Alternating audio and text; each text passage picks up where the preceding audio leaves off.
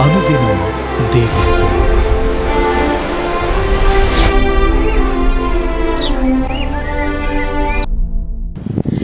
Praise the lord.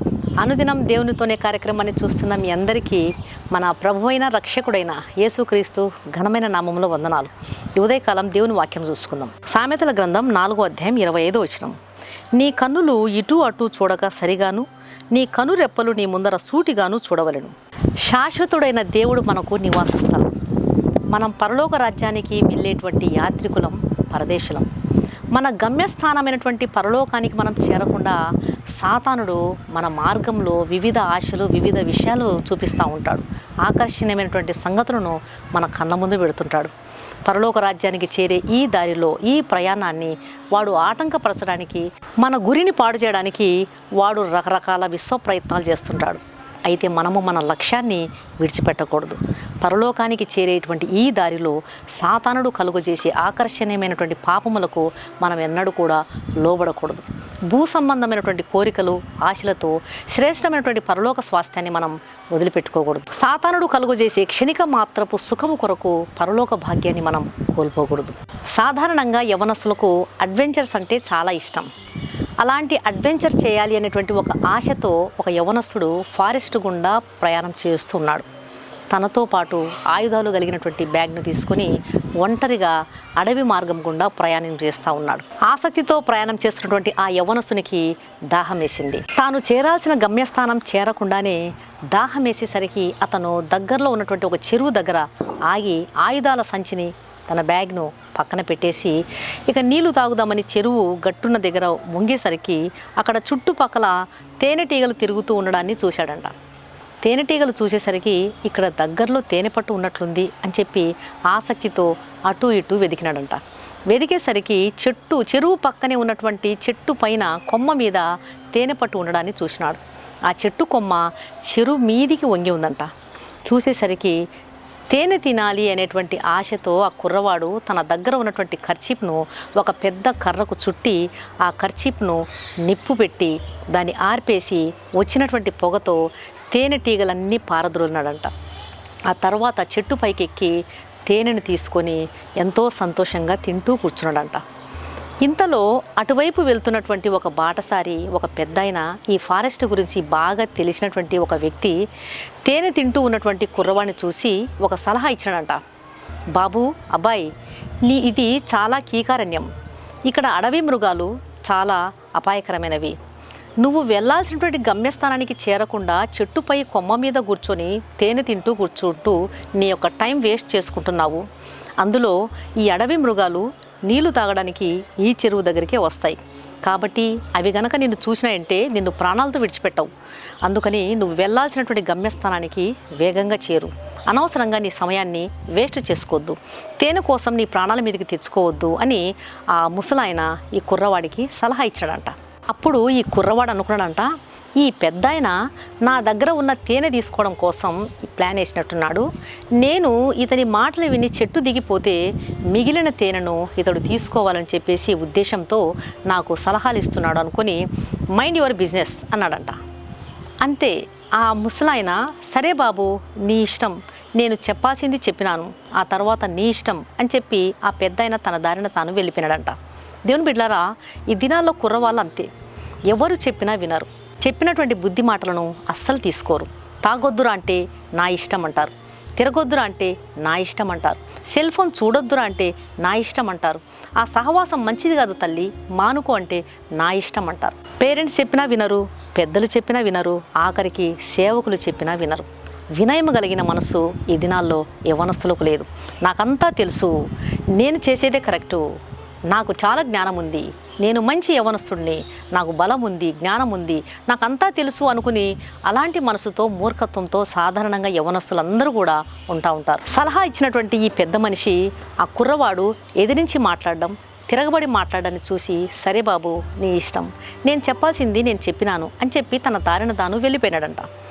ఆ ముసలాయన తన దారిన తాను వెళ్ళిపోవడాన్ని చూసినటువంటి ఈ యవనస్తుడు మనసులో అనుకుంటున్నాడు, ఈ కీకారణ్యంలో క్రూర మృగాలు వస్తాయంట, అవి నన్ను తినేస్తాయంట, పాపం నన్ను ఏమనుకుంటున్నాడు ఈ ముసలతను, నేను యవ్వనస్తుడిని, నేను బలవంతుణ్ణి, అవి నన్నేం చేస్తాయి, ఒకవేళ క్రూర మృగాలు వచ్చినా ఎట్లా తప్పించుకోవాలో నాకు బాగా తెలుసు అని ఓవర్ కాన్ఫిడెంట్తో చెట్టు మీద అలాగే కూర్చొని తేనె తింటూ ఉన్నాడంట. కొంతసేపు అయ్యేసరికి పొదల్లోంచి ఒక పెద్ద పులి నీళ్లు త్రాగడం కోసం ఆ చెరువు దగ్గరికి వచ్చిందంట. పెద్ద పులి వచ్చి చెరువులో నీళ్లు తాగుతూ ఉంది. అది చూసి ఈ కుర్రవాడు బిత్తరపోయి కిక్కురు మనకుండా సైలెంట్గా చెట్టు మీదే కూర్చున్నాడంట, సౌండ్ చేయకుండా. ఓయమ్మా, ఆ పెద్దాయన చెప్పింది వినలేదే, అప్పుడే విని నేను చెట్టు దిగిపోయి వెళ్ళిపోయినా బాగుండేదే, అనవసరంగా ఇరుక్కున్నాను అనుకుంటూ బిత్తరపోయి ఆ పెద్ద పులి వంకే చూస్తూ చేతిలో ఉన్నటువంటి తేనె తినకుండా దానివైపే చూస్తూ ఉన్నాడంట. ఈ కుర్రవాడి చేతిలో ఉన్నటువంటి తేనె కారిపోతూ ఒక్కొక్క డ్రాప్ నీళ్ళలో టప్ టప్ మని పడుతుందంట. ఈ సౌండ్కు నీళ్లు తాగుతున్నటువంటి పెద్ద పులి తల ఎత్తి చెట్టు కొమ్మ మీద కూర్చున్నటువంటి కుర్రవాడిని చూసిందంట. అంతే, కుర్రవాడి గుండెలు జారిపోయినాయి.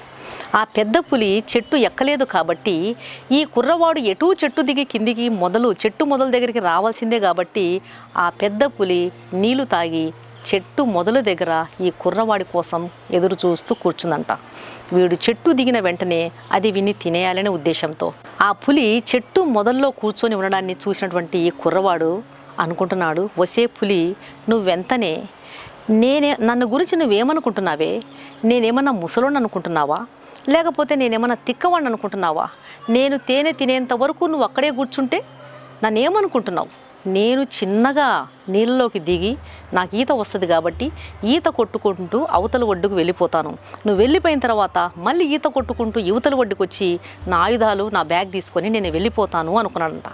ఆలోచన వచ్చిన వెంటనే అతడు ఆలోచన ప్రకారం అమలు చేయకుండా ఇంకా ఆలస్యం చేస్తూ వచ్చిన ఆలోచనను పక్కన పెట్టి తేనెంతా తినేదాకా అక్కడే కూర్చున్నాడంట. కొంతసేపు అయిన తర్వాత తేనె తినడం అయిపోయింది కదా, ఇక నీళ్ళలోకి దిగి ఈత కొట్టుకుంటూ అవతలికి వెళ్దాం అని నీళ్ళలోకి చూసేసరికి నీళ్ళలో ఒక పెద్ద ముసలి నోరు తెరుచుకొని ఈ కుర్రవాడి వైపే చూస్తుందంట. అది చూసేసరికి ఈ కుర్రవాడికి ఆ ముసలతని మాటలు జ్ఞాపకం వచ్చినాయంట.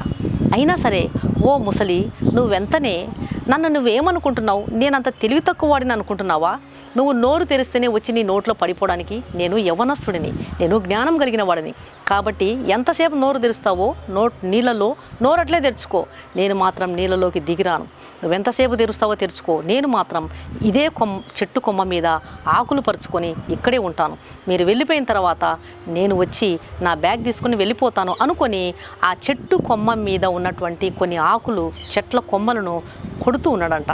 తాను సురక్షితంగా చెట్టుపై పడుకోవడానికి చెట్ల కొమ్మలు విరుస్తూ ఉన్నాడు. అయితే ఆ చెట్టు పైన గూటిలోని గుడ్లను తినడానికి ఒక పెద్ద తాచుపాము చెట్ల కొమ్మలు విరగొడుతున్నటువంటి కుర్రవాడి ముఖంపై కాటేసింది. అంతే, ఆ కుర్రవాడు ఒక్క దెబ్బతో నీళ్ళలో పడిపోయినాడంట. నీళ్ళలో పడ్డ కుర్రవాడిని మొసలి నోట కరుచుకొని తిన్నంతా తినగలిగి మిగిలినటువంటి దేహాన్ని విడిచిపెట్టి వెళ్ళిపోయిందంట. మిగిలినటువంటి దేహాన్ని క్రూర మృగాలు వచ్చి తినేశాయంట. తిరుగు ప్రయాణంలో బాటసారి వస్తూ నీళ్ళ ఒడ్డున ఉన్నటువంటి చేతి వ్రేలను కాలి వ్రేలను చూచి, అయ్యో, ఆ యవ్వనస్తుడు తేనె కోసం అనవసరంగా క్రూర మృగాల పాలైపోయాడే, అనవసరంగా చిన్న వయసులోనే చెప్పిన మాట వినకుండా మూర్ఖంగా ప్రవర్తించి చనిపోయాడే అని చెప్పి బాధపడి తన దారిన తాను వెళ్ళిపోయాడంట. దేవుని బిడ్డలారా, మనము పరలోకానికి వెళ్ళే యాత్రికులం, పరదేశులం. సాతానుడు ఎన్నో పాపాలతో తేనెలాంటి పాపాలను మనకు ఆకర్షణంగా చూపించి వాడు మన దారిని మళ్ళిస్తూ ఉంటాడు. మనం చాలా జాగ్రత్తగా ఉండాలి. ఎవరు ఏ విషయంలో బలహీనులో సాతానుకు బాగా తెలుసు. నువ్వు ఏ విషయంలో బలహీనురాలివో, నువ్వు ఏ విషయంలో బలహీనుడవో, నీ బలహీనత నీకంటే కూడా సాతానుకు బాగా తెలుసు. ఎవరు ఏ విషయంలో బలహీనులైపోతారో సాతానుకు బాగా తెలుసు. వాటిని ఆకర్షణీయంగా వాడు నీ కళ్ళ ముందు ఉంచుతాడు. నీ ప్రయాణాన్ని వాడు ఆపేస్తాడు, నీ గమ్యాన్ని వాడు ఆపేస్తాడు, నీ లక్ష్యాన్ని వాడు చెదరగొట్టేస్తాడు. మోసపోయేవారిని మోసపుచ్చుతూ ఉంటాడు. తాగేవారు తాగుతూ చచ్చిపోయేదాకా వారిని తాగనిస్తూనే ఉంటాడు. చెడిపోయే వారిని తిరుగుతూ చచ్చిపోయే వరకు వాడు సాతానుడు వారి కన్నులకు గుడ్డితనం కలుగజేసి సాతానుడు వారి తెలివిని బంధించి అలాగే నాశనం చేసేంత వరకు వాడు తిప్పుతూ ఉంటాడు. అయితే చెడిపోయినటువంటి వారిని, తాగేవారిని, తిరిగేవారిని, మార్గం తప్పి తిరుగుతున్నటువంటి వారిని దేవుడు తన రెండు చేతులు చాచి, అవిధేయులే ఎదురాడే ప్రజల్లారా నా యొద్దకు రండి, నేను మిమ్మల్ని బాగు చేస్తానని ఆయన తన పిలుపునిస్తున్నాడు. ఆ పెద్ద ఆయనలాగా ఎంతోమంది పెద్దలు, దైవజనులు, దేవుని సేవకులు, దేవుని వాక్యం బోధించేటువంటి వారు బుద్ధి మాటలు చెప్తుంటారు. నీ మార్గం జాగ్రత్త బాబు, ఈ లోకం అనేది అరణ్యం లాంటిది, ఇక్కడ పాము లాంటి, మొసల్లాంటి, పులి లాంటి, క్రూర మృగాల్లాంటి మనుషులు ఉంటారు. వారు అబద్ధాలాడేవారు, అసత్యం మాట్లాడేవారు, అపవిత్రపరిచేవారు, చెడుతనం చేసేవారు, నయవంచన చేసేవారు, తీయనైన మాటలు, తేనెలాంటి మాటలు మాట్లాడుతూ మనల్ని అపాయంలోకి నెట్టివేసేవారు చాలామంది ఉంటారు. అందుకొరకు మనం జాగ్రత్తగా ఉండాలి. ఈ జాగ్రత్త మనకి ఎక్కడ దొరుకుతుంది? ఎవరు మనకు జాగ్రత్తలు నేర్పుతారంటే దేవుని వాక్యం మనం ఎట్లా నడవాలి, ఏ మార్గం ఎలాంటి పరిస్థితులకు దారితీస్తుందో దేవుని వాక్యం మనకు సెలవిస్తుంది. దేవుని వాక్యం మన పాదములకు దీపము, మన త్రోవకు వెలుగై ఉన్నది. కాబట్టి దేవుని వాక్యాన్ని మనం పెడచెవిని పెట్టకుండా జాగ్రత్తగా ముందుకు నడవాలి. మన కన్నులు అటు ఇటు చూడక సరిగాను మన ముందు సూటిగా ఉంచుకొని దేవుని రాజ్యంలోకి చేరాలి. అట్టి కృపా ప్రభువు మనకు దయచేయునుగాక. కళ్ళు మూసుకోండి, ప్రార్థన చేస్తాం. పరిశుద్ధుడైన తండ్రి, ప్రేమగల నాయన, నీకు స్తోత్రములు ప్రభువా. ఈ ఉదయకాల సమయంలో తండ్రి, మీరు ఇచ్చినటువంటి శ్రేష్టమైనటువంటి వాక్యాన్ని బట్టి నీకు వందనాలు ప్రభువా. నా తండ్రి, మా కన్నులు అటు ఇటు చూడక సరిగా మా కనురెప్పలు నీ ముందు సూటిగా ఉండటకు సహాయం చేయండి. యవనస్తులను, యవనురాలను మీరు దర్శించండి ప్రభువా. సలహాలు ఇచ్చేటువంటి వారిని ఎన్నడూ కూడా తృణీకరించే వరకు కాకుండా తండ్రి చక్కగా నీ మాటకు లోబడుటకు నేర్పించండి ప్రభువా. సహాయం చేయండి. నిజమే నాయన, ఈ ప్రపంచం క్రూరమైన అరణ్యం లాంటిది. ఇందులో మొసలు, పులి లాంటి, పాము లాంటి దోచుకునేవారు, మోసం చేసేవారు, అబద్ధంలాడేవారు, అపవిత్రపరిచేవారు, నమ్మించి నయవంచన చేసేవారు ఎంతోమంది ఉంటారు తండ్రి. జాగ్రత్త కలిగి నడవడానికి మీ వాక్యం మాకు నేర్పిస్తుంది. మీ వాక్యాన్ని మేము ఎన్నడూ కూడా పెడచెవిని పెట్టకుండా కాపాడండి. సరైనటువంటి దారిలో నడిచి పరలోక రాజ్యానికి చేరుటకు సహాయం చేయండి ప్రభువా. మా గమ్యస్థానం నాయన, పరలోకం అనేది మా గమ్యస్థానం తండ్రి. అక్కడికి నడిచేటువంటి యాత్రికులం మేమై ఉన్నాం ప్రభువా. కాబట్టి మా కనులు ఎన్నడూ కూడా సాతానుడు కలుగు చేసేటువంటి వాటికి ఆకర్షితులమైపోకుండా కాపాడండి. ఎన్నో విషయాలు వాడు మా కనులకు ఆకర్షణీయంగా ఎన్నో విషయాలను మా ముందుకు తెచ్చి మమ్మల్ని నాశనం చేయడానికి నాయన వాడు ప్రయత్నం చేస్తాడు. దయచేసి సాతానుడు మోసపుచ్చేటువంటి వాటిని మేము జాగ్రత్త కలిగి దాటుకున్నటకును జయించుటకు సహాయం చేయండి ప్రభువా. మీరే కనికరం చూపించండి అయ్యా. మమ్మల్ని మీరు రెండు చేతులు చాచి ఆహ్వానిస్తున్నారు నాయన. సాతానుడు కలుగు చేసేటువంటి తొందర నుంచి ప్రజలకు విడుదలను, విమోచనను మీరు దయచేయండి. నీ పిలుపుకు ఆకర్షితులమై సాతానుడు కలుగు చేసేటువంటి తేనె పట్టు లాంటి పాపానికి మేము ఆకర్షితులమేది కాదు, కానీ నీ వాక్యం వైపుకు మేము ఆకర్షితులం కావాలి. నీ ప్రేమ వైపుకు మేము ఆకర్షితులం కావాలి నాయన. సహాయం చేయండి. మంచిది ఎన్నుకున్నటకు కృప చూపించమని నా ప్రార్థన ఆలకించండి. వాక్యం వింటున్న ప్రతి ఒక్క బిడ్డను మీరు దర్శించండి. అనారోగ్యవంతులు మీరు ముట్టండి. గర్భవతులకు సుఖప్రసవం దయచేయండి. ప్రయాణం చేసేవారిని దీవించండి, దర్శించండి. నా ప్రార్థన ఆలకించమని, రక్షణ లేని వారికి రక్షణ దయచేయమని యేసు నామమున అడిగి వేడుకుంటున్నాను తండ్రి, ఆమేన్. ఈ వాక్యం విన్న ప్రియమైన దేవుని బిడ్డలారా, దయచేసి దేవుని వాక్యం అనేకులు విని మేలు పొందే విధంగా దేవుని వాక్యాన్ని షేర్ చేయండి. ఛానల్ను సబ్స్క్రైబ్ చేసుకోండి. మీ ప్రార్థన అవసరాలను కామెంట్ సెక్షన్లో తెలియజేసినట్లయితే మీ కొరకు తప్పకుండా ప్రార్థన చేస్తున్నాం. అలాగే ఈ వాక్యాన్ని విన్న మీలో ఇంకా రక్షణ పొందని వారు ఎవరైనా ఉన్నట్లయితే దయచేసి క్రీస్తు ప్రభువారికి మీ హృదయాన్ని ఇవ్వండి. పాపులను రక్షించడానికి క్రీస్తు యేసు ప్రభువారు ఈ లోకానికి వచ్చాడు. పాపము మనిషికి నెమ్మదినివ్వదు. పాపము మనిషిని మరణం వైపుకు తోసుకుని వెళ్తుంది. పాపం వలన మనిషి అశాంతికి గురైపోతాడు. అందుకొరకే ప్రయాసపడి భారం మోసుకుంటున్న సమస్త జనులారా నా దగ్గరకు రండి, నేను మీకు విశ్రాంతిని ఇస్తానన్నాడు. యేసు రక్తంలో కడుగుబడితేనే మనకు నెమ్మది, శాంతి, సమాధానం, పాప క్షమాపణ, నిత్య జీవం దొరుకుతుంది. కాబట్టి ఆయన ఇచ్చే ఉచితమైన రక్షణను స్వీకరించండి. ప్రభు మీ ఆత్మను రక్షించును గాక. God bless you.